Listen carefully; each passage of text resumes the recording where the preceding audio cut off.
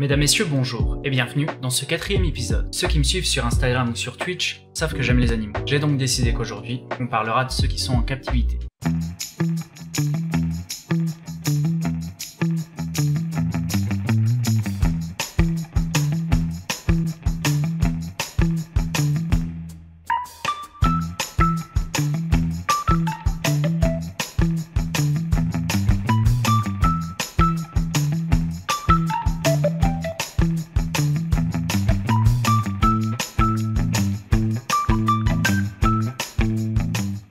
Alors, pourquoi je parle d'animaux en captivité et non de zoos tout simplement? C'est parce que je veux aussi bien parler des zoos que des réserves naturelles, car même si ces dernières sont beaucoup moins gérées par l'homme, ça reste de la captivité. Tout d'abord, on va distinguer les deux. Un zoo est un endroit architecturé par l'homme afin de gérer l'écosystème des animaux. Il sert normalement à préserver les espèces en voie de disparition. En revanche, une réserve naturelle est un espace naturel protégé pour la faune et la flore. C'est un espace de conservation de différentes espèces. En gros, un zoo, c'est moins de liberté, mais focus sur peu d'animaux. Là où une réserve naturelle, c'est beaucoup plus vaste, dans le sens où c'est tout un écosystème qui est protégé. En faisant mes recherches, j'ai vu beaucoup d'images assez horribles. Je préviens donc les plus jeunes, je n'ai mis aucune de ces images dans cette vidéo, car je pense que c'est important que tout le monde ait conscience de ce qui se passe, et puisse se faire son propre avis sur la question. On va commencer par revenir sur ce que j'ai dit plus tôt. Un zoo est censé préserver les espèces en voie de disparition. Mais en réalité, ça a eu l'effet inverse, car pour alimenter les zoos, les animaux ont été prélevés dans leur milieu naturel, provoquant un véritable massacre.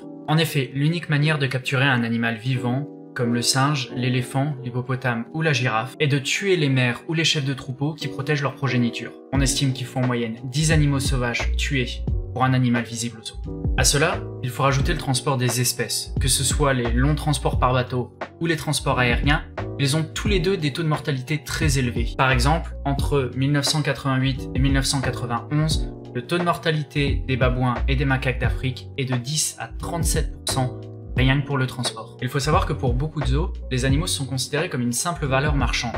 Ils ont par exemple des stocks d'animaux pour remplacer ceux qui meurent, ou pour éviter la consanguinité. Je vais prendre, pour illustrer mon propos, le cas de Marius, un jeune girafon d'1 an et demi qui a été abattu en 2014 au zoo de Copenhague alors qu'il était en parfaite santé. Tout ça parce qu'il ne présentait pas un patrimoine génétique suffisamment original. L'animal a donc été tué, et ce, malgré les offres d'achat proposées par les deux principales associations de défense des animaux danoises. Puis il a été disséqué devant un public, et enfin donné au lion. Et pourtant, réussir à avoir une reproduction suffisante est extrêmement difficile pour les zoos, car environ 80% des animaux meurent lors de leur première année. Les 20% restants réussissent à s'adapter et à vivre plus longtemps. Depuis tout à l'heure, je parle des zoos et non des parcs naturels. Je vais donc poser une simple question qui va me servir de transition pour ce que les zoos peuvent apporter de positif. Pourquoi ne pas simplement mettre les animaux des zoos dans les réserves naturelles? On a vu que les zoos apportent énormément de malheur au monde animal, et les réserves naturelles posent moins de problèmes. Je pense notamment à ceux de la reproduction. Eh bien, c'est parce qu'il est trop tard pour ça.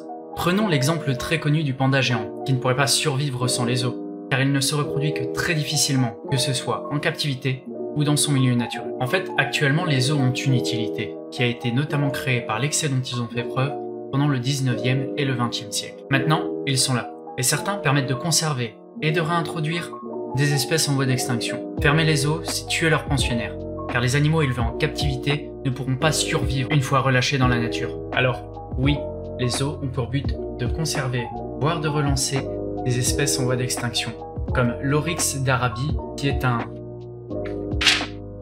ongulé asiatique proche de l'antilope.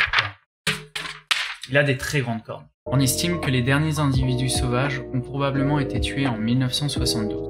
Mais il en restait en captivité, et après des années de programmes de reproduction, l'espèce a pu être réintroduite à l'état sauvage. En 2011, l'espèce a été reclassée comme vulnérable, et la population sauvage compte environ 1000 individus. Ce qui ne nous semble pas beaucoup, je le conçois, mais rappelez-vous que l'espèce a failli s'éteindre. Et des espèces sauvegardées puis réintroduites dans la nature, il y en a pas mal au final. Que ce soit le hibou grand-duc, le condor de Californie, ou le cheval de Przewalski. Lui. Mais ce n'est pas tout, car les zoos ont aussi une mission éducative. Ils sensibilisent les visiteurs sur la découverte de nouvelles espèces, la protection de la biodiversité, ainsi que les menaces auxquelles les animaux sont confrontés dans la nature. Destruction de leur habitat, braconnage, trafic illégal. Et prendre conscience de ça, c'est un premier pas vers le changement. Je vais passer rapidement sur le côté de la recherche scientifique qui vise à collecter des informations et à approfondir nos connaissances sur chaque espèce. Il faut savoir que les parcs zoologiques se partagent les informations afin de mettre en place des programmes de conservation et améliorer les conditions d'hébergement des animaux. Ce qui est aussi une bonne chose, même si dans un monde parfait, il n'y en aurait pas besoin. Ça sera justement ma conclusion pour cette vidéo.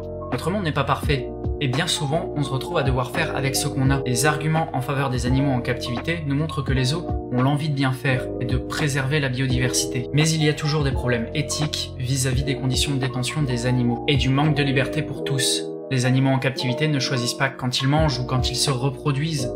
Tout leur est dicté. Je suis en train de tourner cette vidéo, et mon chien est en train de dormir juste à côté. Lui non plus n'a pas de liberté au sens large, et il ne choisit pas quand il mange, il n'a pas choisi d'être castré.